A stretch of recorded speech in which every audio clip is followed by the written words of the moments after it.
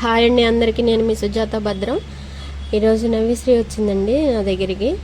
నవిశ్రీ అంటే చెల్లి వాళ్ళ అమ్మాయి అనమాట. తన సర్టిఫికెట్ల కోసమని వచ్చింది. తర్వాత ఇంకా నేను కర్రీ చేద్దామని చెప్పి బోడగాకరకాయలు తెప్పించా. అవి మేము బోడగాకరకాయలు అంటామండి, కొంతమంది ఆగాకరకాయలు కూడా అంటారు. ఇదివరకు మా చిన్నప్పుడైతే ఫుల్గా దొరికే కంపల నిండా ఉండే అనమాట, ఇంటి దగ్గర పెట్టేవాళ్ళు. ఇప్పుడు ఎక్కడండి దొరకట్లేదు, ఒకవేళ పెట్టినా కూడా కోతులు ఉంచట్లేదు. ఇప్పుడు సీజన్లోనే దొరుకుతాయి కదా, అందుకనే వీటికి బాగా డిమాండ్ ఉంది. పావు కేజీ 50 రూపాయలు తీసుకున్నారు.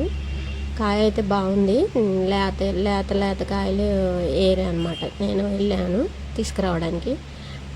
తర్వాత స్టవ్ వెలిగించి కర్రీ పొయ్యి మీద పెట్టేద్దామని చెప్పేసి ఆయిల్ వేసేసాను. 2 టేబుల్ స్పూన్లు ఆయిల్ వేసి ఇంకా ముక్కలు వేసాను అనమాట. ఇది హైలో కాకుండా సిమ్లో కాకుండా మీడియం పెట్టండి స్టవ్. అవి చిన్నగా మగ్గితేనే బాగుంటాయి అని చెప్పి ఉల్లిపాయలు కూడా వేసి కొద్దిసేపు మూత పెట్టిన తర్వాత మళ్ళీ తీసి 1 స్పూను సాల్ట్ వేసాను అనమాట.